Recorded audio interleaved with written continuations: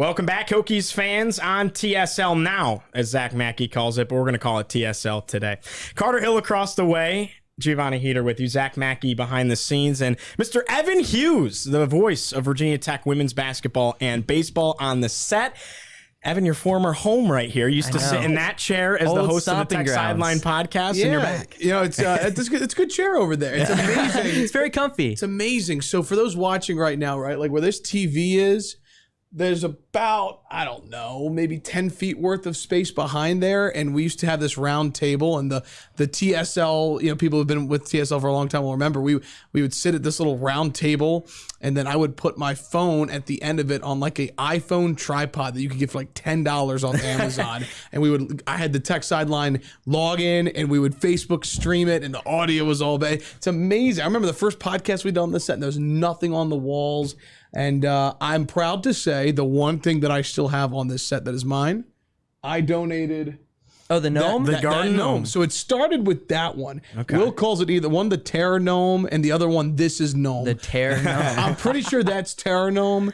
And that's This Is Gnome. So I made a contribution to this set. Well, Evan, I'm proud of that. I'm around you a lot, but this is the first ever time I've been with you at TSL, and I feel like I'm in the presence of a celebrity right now. Growing up by the in way, high welcome school. to TSL. I'm excited for you, man. Well, thank you. It's been a couple months now, but I appreciate it. Yeah. So I know Will's been, and maybe someone else is going to come on and host TSL now. By the way, just an idea for Will. Well, so growing up in high school, the COVID year, I would sit around in biology class, or I guess ecology that year, and I would listen to the TSL podcast with you, Will, and Chris on the one camera shot back on the couch days when Chris had the couch. So to be on your presence now here, that's why it's really cool to be on the podcast and TSL today because of that reason. But to be in your presence here, I feel like it's a total honor. Well, that's saying a lot. I appreciate that. You know, it's funny. I would think about this because I was this kid in middle school or high school that if I ever got a free period, right, you know, you sneak the earbuds up through the, right, and you kind of put it up right here to your ears and would listen to, you know, different like ESPN or hope that the Wi-Fi wasn't blocked to get ESPN. Yes. So I was always hoping there would be one kid that was listening to the Tech Sideline podcast in high school, and I'm so glad to hear that. I would think about that every now and then. So, well, how we did it like a hybrid schedule where I don't know, like we had like 2 classes in the morning online, 2 classes in person, and you went live like late in the morning. And when I was online, instead of listening to the ecology class on Google Classroom, I would be listening to Evan Hughes host the Tech Sideline podcast. You were listening to Will Stewart and Chris Coleman. Yes. And I also just want to say for our TSL before we get in, my guy Jeff, who always comment, former football player. What's his last name? Help me. Jeff King. Not Jeff. No, he was on the podcast. Maybe I'm messing up his name, but anyways, so many people in the YouTube comment section, and I hope everybody's doing well. So awesome. All right, well, let's dive into this women's basketball team right now. Evan, you're number 2 with this program. I mean, fresh out of college, what a treat, man! You're covering the number 6 ranked team in the country. How fun is that? Oh my gosh, it's a ton of fun. It's fun when you get to call wins, but it's even more fun when you get to be around just a lot of really good people. And I know that's a cliche, right? But it's not when you're around Coach Brooks and the staff that he's assembled and the players that he has brought to Blacksburg. It is a joy. It is a treat to be around them. You know, it's been fun getting to be on the road a little bit early in the year because I think that the road trips really help kind of the bonding of the support staff and you get to know everybody a little bit more. So it's been fun. Like there was a ton of expectation obviously on this team coming in, and I think they have met those expectations. They've met those challenges. Yes, it's only a month into the season, but they were excited about having the target on their back this year. They wanted that because when there's expectation when there's expectations, you're expected to deliver, and they have, and what an opportunity they have to do that, which I'm sure we'll talk about on Sunday against Notre Dame. Absolutely. I'll throw you a softball to start. How fun is it to watch Liz Kitley play down low and Georgia Amore at the top of the key? Oh my gosh. I mean, it's a ton of fun. And I asked Coach Brooks this yesterday on the Kenny Brooks show that I asked him straight up, like, Coach, do we take for granted Liz Kitley? Mm-hmm. Like, I get the box score, right, in our post-game show, and I've got a handout of player of the game. And it's like, how do I not give it to Liz every time when she's out there, 23 points, 12 rebounds in like 29 minutes, right? Like It's incredible. I find it fun to see if she has a first half double every game, because it feels like she gets to the first under 5 timeout in the first quarter. She's got like 6 and 4. And so, no, I don't take it for granted. And I don't think Hokie fans should take for granted just how much they love being at Tech, how much pride and joy they have in wearing a Hokie uniform and representing the school and achieving things that we've never seen done before in this program, whether it's Liz winning ACC Player of the Year last year, Georgia setting the first ever triple-double in program history. Georgia, to me, her crossover dribble, her ability to create her own shot, step back, but facilitate for others in transition, she is so fun to watch. I think you could make the argument she's one of the most fun players to watch in the ACC. She's electrifying. And then for Liz, what I appreciate about Liz's games most is that she's not your traditional, I'm going to set my feet on the low block, clap my hands twice, call for the ball, and then just fade away. And yes, she does that. But I encourage everybody to watch a game with Liz and watch how off the ball, how much she moves, right? She's on the perimeter and part of their motion offense. And then she's diving down into the lane, and she can create at the free throw line and pull up a jumper there. She can shoot the 3-ball. I know she hasn't done it much, but I'm telling you guys, in practice, she makes a lot of threes. So they're incredibly fun from a broadcaster's perspective, getting to call their games. So how good is this team really? We asked Zach that question. Are we looking at some serious national championship contenders here? I think that Virginia Tech is going to be in every game they play in this year, and there isn't a team in the country that they cannot compete with. I firmly believe that. I think. Did you believe that? Do you think last year that was the same case, or is this team that much better? I think last year I knew that they could compete with everybody. I think this year they are more equipped to beat you in different ways, especially when Owusu is healthy, right? I think in years past, they have relied a lot more on the three-point shot, which is what Coach Brooks' offense is built around, right? Is being able to shoot and make a high percentage of three-pointers. And it was much so, throw it inside to Liz. If she's double-teamed, you're going to kick it out, and that three-pointer's got to go down, right? But I think with this team, they can beat you from behind the arc. Liz and Taylor Soule can beat you inside. They can beat you in transition. And I think the other big part is here, they can beat you by winning a defensive game in terms of like when they're going to grind it out and just play solid defense. And that was evident at Tennessee when they won 58-56. Tennessee was averaging nearly 80 points per game and they held them to 56 points. I think right now Tech's holding teams to just under 50 points per game, which is, I believe, top 3 in the country the last time that I checked. So their defense is the best it's ever been. And that's the point I hope to drive home the most, is that Coach even talks about how he's an offensive guy first. Defense is spectacular. And when this team gets Ashley Owusu back, because she's out indefinitely, I think that this team can compete with anybody. How good is the ACC overall? Because you look at the rankings right now. Notre Dame, number 5. Virginia Tech, number 6. North Carolina's at 7. Boom. And NC State, the 3-time defending ACC champions, are at 8. This is unreal. This is the best the ACC's ever been, in my opinion, because for the longest time, it was a 2-team league. Notre Dame could run the table and go undefeated in ACC play. And obviously, NC State's won it the last 3 years. And Louisville, those have been the 3 teams. But now you've got 4 teams in the top 10. Notre Dame 5, Tech 6, North Carolina 8, North Carolina State 9.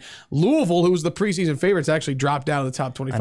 But Louisville is on the women's side is the equivalency of kind of North Carolina right now on the men's side. They're going to be fine. They're going to get together, and they will absolutely be a team that can contend for a Final Four like they did a year ago. So you've got those 5 teams, but then you've got Virginia, who's unbeaten. You've got Duke. You've got Miami, who made the ACC championship game last year, as you guys know after covering that tournament. Big run. And Georgia Tech's team that I don't know why continues to get slept on, because I think Georgia Tech and Virginia Tech are the 2 best defensive teams in the ACC. So it's any given day out there at this point right now. And by the way, Jules Spear, who led the ACC in scoring plays for Wake Forest. So there isn't like an easy, Syracuse is getting better. They got a couple of pieces out of the transfer portal. I think Pittsburgh and Lance White is a program that I really enjoy watching. I think he's doing a good job building. Florida State is really good. Tanaya Latson, I believe her name has been the rookie of the week the first 6 weeks of the season. Duke's always in the mix. Duke's in the mix. So seriously, any game. And Boston, I was impressed with Boston College. I think it was a 15-point win for Tech, but BC played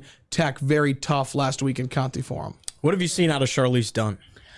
I think I've been impressed with her coming in and not afraid to shoot the ball. Like, she's not afraid to catch. She's somebody who's one of the best shooters on this Tech team. I think Coach said she's like the third best three-point shooter on this Hokie team. So she's gotten some extended minutes as of late. And I think for the Hokies right now, with Owusu being out indefinitely, Coach has talked about how they're going to need like 2.5 players to step up, and that half meaning 2 or 3 minutes here or there in certain situations. But Dunn is somebody who can play multiple positions as well. She could play the 2, the 3, or the 4. I think the big thing for her and a couple of others right now is they're trying to earn Coach's trust to get in that rotation on a regular basis. But I think she's got a high ceiling. And I think one thing about Dunn compared to Visecki, the other true freshman, that is helping her, and maybe even a couple of other of these players that came in like a Clara Ford, is that she gray shirted. And what that means is you come in January and you get to travel, you get to practice, you don't play. So it's kind of like a red shirt in a way, and you enroll early.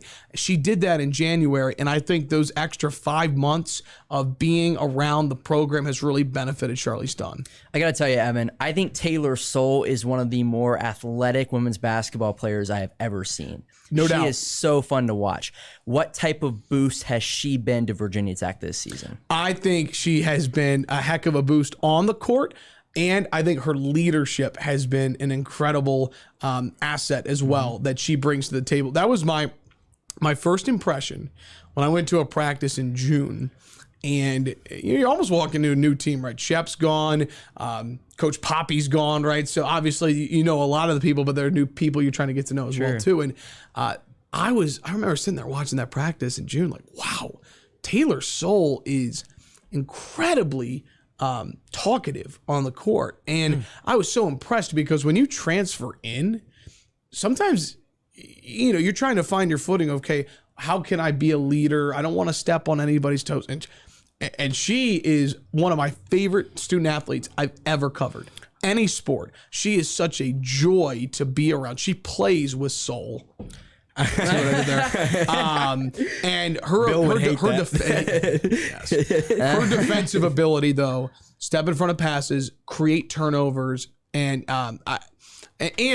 she's really worked hard on her three-point shot, and that's an area of her game that she's really gotten better at from Boston College. So I can't say enough good things about Taylor Soule. I think the most telling thing with this Taylor Soule conversation, and I love it, is when Georgia Amore grabbed that final rebound after her triple-double and Castle's going bonkers. Who is the first one to run over, hug her, and lift her up in the air? Taylor Soule. And she wasn't even a part of this team last year. It's crazy. Like, you would have thought it would have been Kitley, who's like Georgia Amore's bestie, or literally anybody else on the court. And Taylor Soule was the first one there and was more happy. I mean, everyone was happy for her, but the pure joy on Taylor Soule's face for her buddy to grab that rebound, I was like, that was something special right there. I remember Kenny Brooks said in his post-game press conference on Sunday, he said to the effect of, we've had some big cheerleaders in our program before, but none were as good as Taylor Soule. So she's an elite player, and she's that type of girl on the team too. So it's really fun to watch. Well said. Yeah, 100%. And it was really cool for her, I think, to go back to Boston College too. And Coach talked about this on his radio show the other night, that not all transfers are bad transfers, meaning they left their program in a bad spot. Like, they both played, Clara Ford and Taylor Soule, for 4 years at BC. They both have degrees from there. They were hugging everybody in Conti form before the game during shoot-around. And Coach was talking about how the players at BC were really friendly and chatting up the Tech players because that's where Taylor Soule and Clara Ford play. So I think that's a mark of a true leader too, is that like she left Boston College in a better place than she found it. Last year they went to the postseason for the first time in I think 9 years. And she comes back, and it's kind of like a homecoming for her. So I think that those are two cases of where the transfer portal kind of has a negative connotation around it in general, but it's truly been a positive where they had great experiences in one place, and they're having a great experience here at Virginia Tech as well. She was the Caleb Smith of Boston College women's basketball, if you want to use a football reference at Tech, because I know everybody loves their football here at Virginia Tech. I also want to focus on Kayana Traylor. What does it say about the depth of this team when Ashley Owusu goes down? She's out for an extended period of time, but you can reach into your bench and pull her out in the starting five. Well, let me start by saying Kayana Traylor would start for 99% of Division I women's basketball programs. And she plays starter-like minutes, right? Even when Owusu was on the floor, she was playing 25, 30 minutes per game. But absolutely, I think that, I don't know, I would love to hear some players talk about like the mindset of when you come off the bench compared to when you start. Is it similar to when you're a starting pitcher in baseball, but then some games you get brought in out of the pen, right? Obviously, like they have different mindsets of how they're going to attack, but her ability to just seamlessly come in and play that spot. I also think when Owusu's not on the floor, right, you've got 3 point guards. Owusu can run point, obviously Georgia can run point, and Traylor. But now with Owusu not on the floor, you're relying on Georgia and KT. And there was the Tennessee game that Georgia got into foul trouble. And Traylor had to run point by herself for about 6 to 7 minutes and did a really nice job. So I've been impressed with her ability to create for others. I think she's just more comfortable.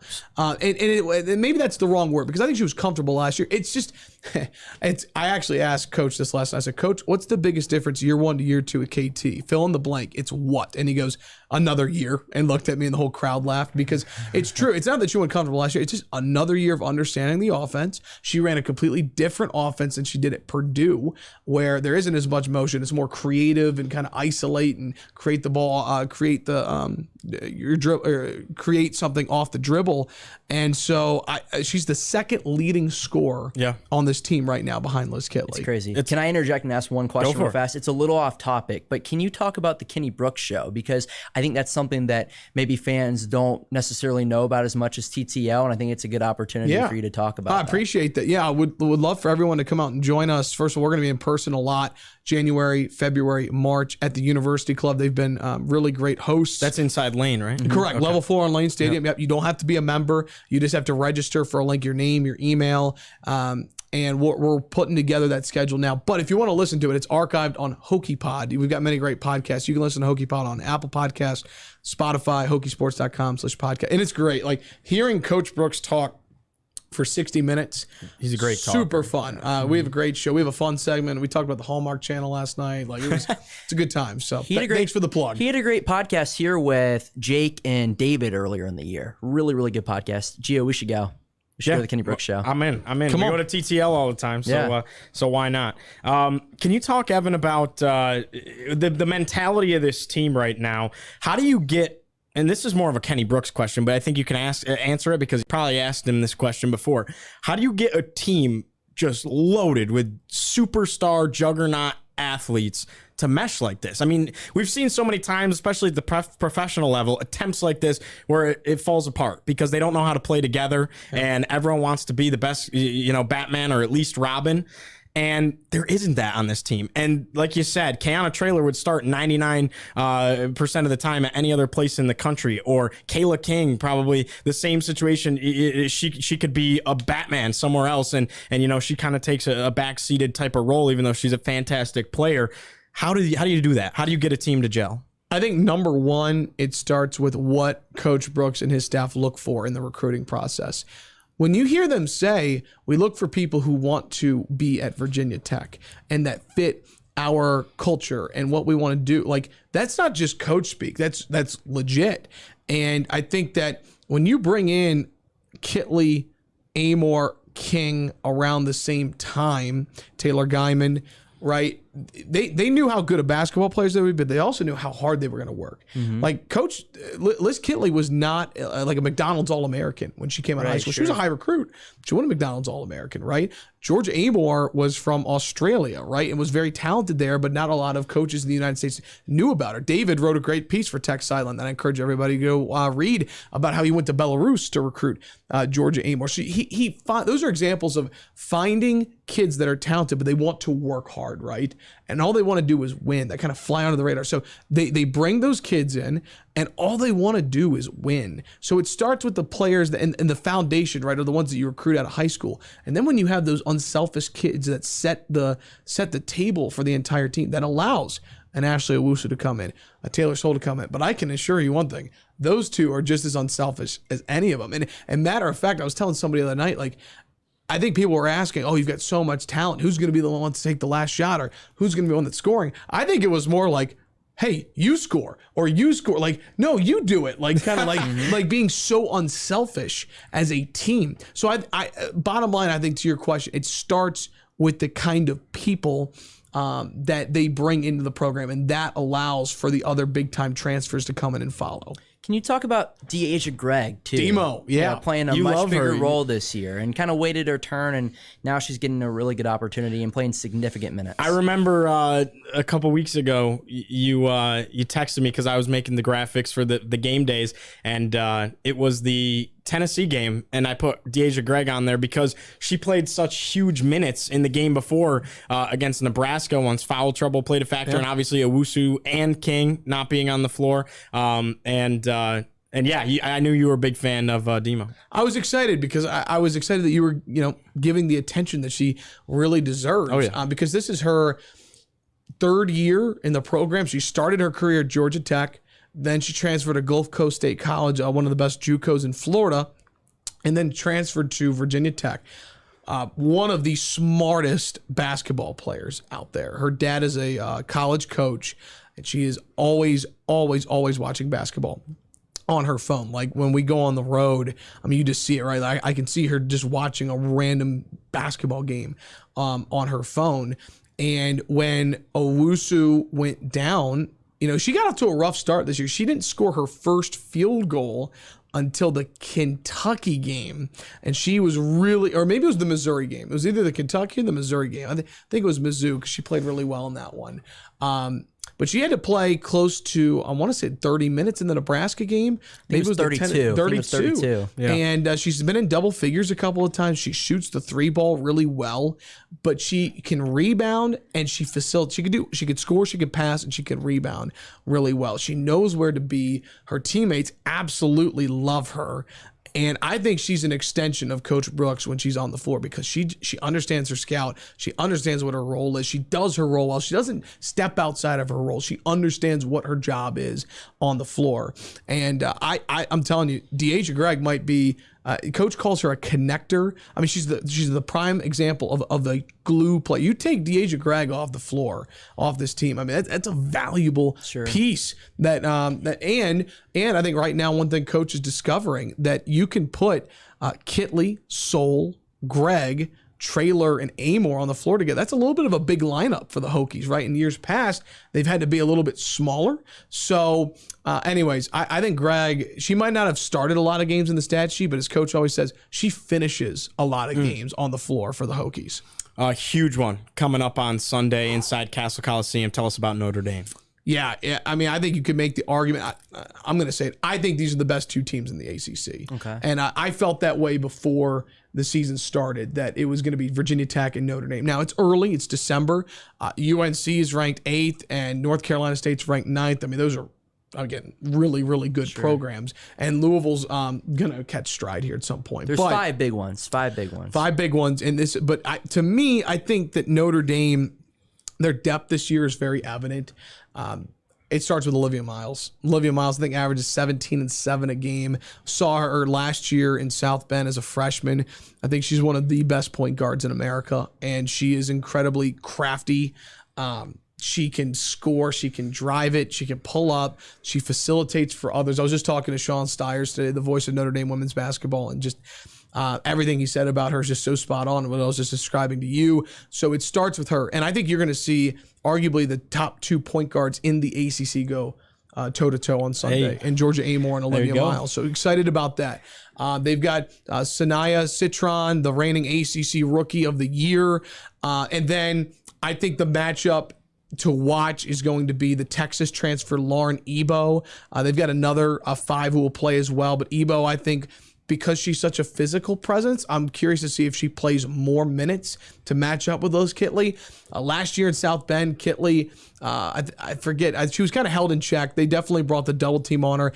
Shepard set the program record for 21 3-pointers attempted, and the threes just kind of weren't falling last year in South Bend. But I think Tech is better equipped to beat Notre Dame. I think their defense is better.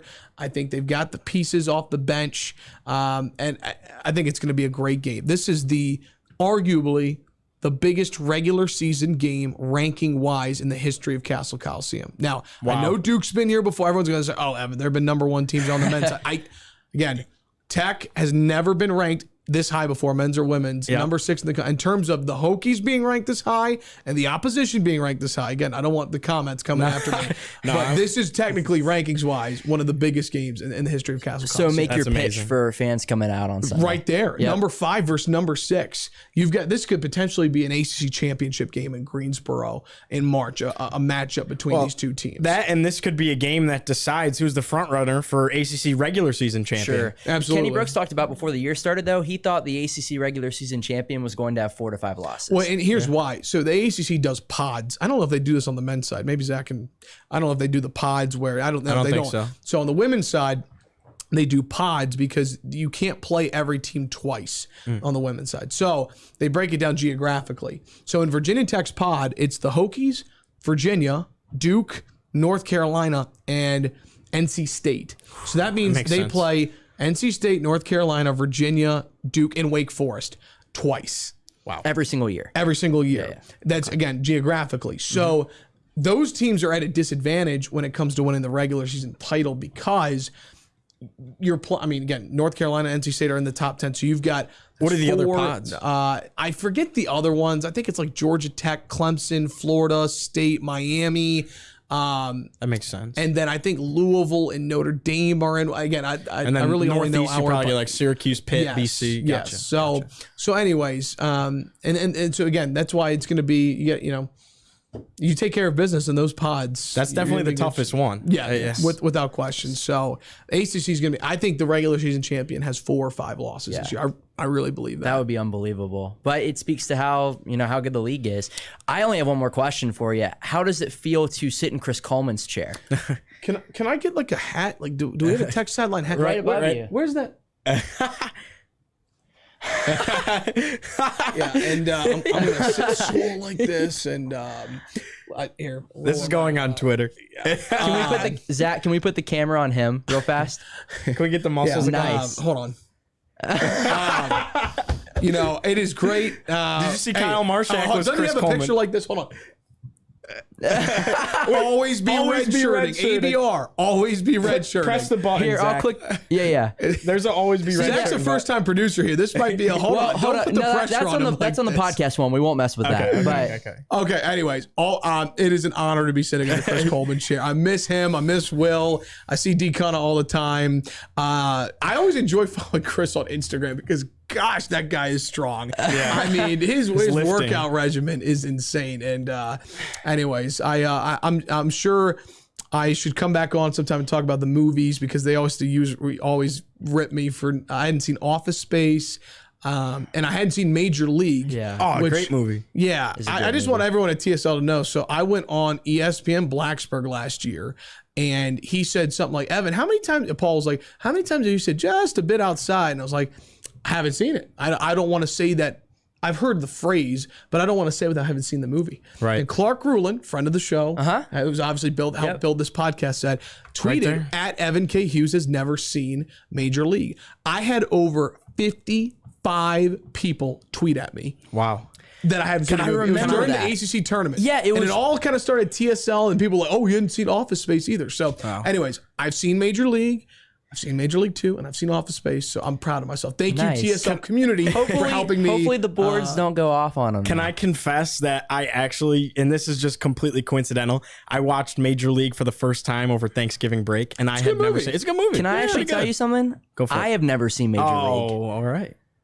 and I'm a huge baseball Well, guy. and Chris has something in his office from Major League. So, Gotcha. anyways, I'll have to see those guys. It's always fun running into Chris. Actually, my parents tailgated with Will, Chris, Clark Rulin, and Izzy before Game 3 of the Super Regionals. I got selfies of them all Really? tailgating in the cage lot. So, really cool. Anyways, but I'm proud of you guys. Really, job that y'all are doing here on TSL today. TSL today, and this is great, and I hope people will continue to consume it. I appreciate that, Evan. I want to bring it back to basketball for just one more second here. I think the biggest thing, selling point wise, why to go watch this team play, and this is like something you can look in the camera for, is like, don't miss the opportunity to see this because It might not that it'll never happen again, but this is once in a lifetime time stuff to have a team this good be a national contender at this level. Like this might be, could have the makings to be Virginia Tech's first team national championship.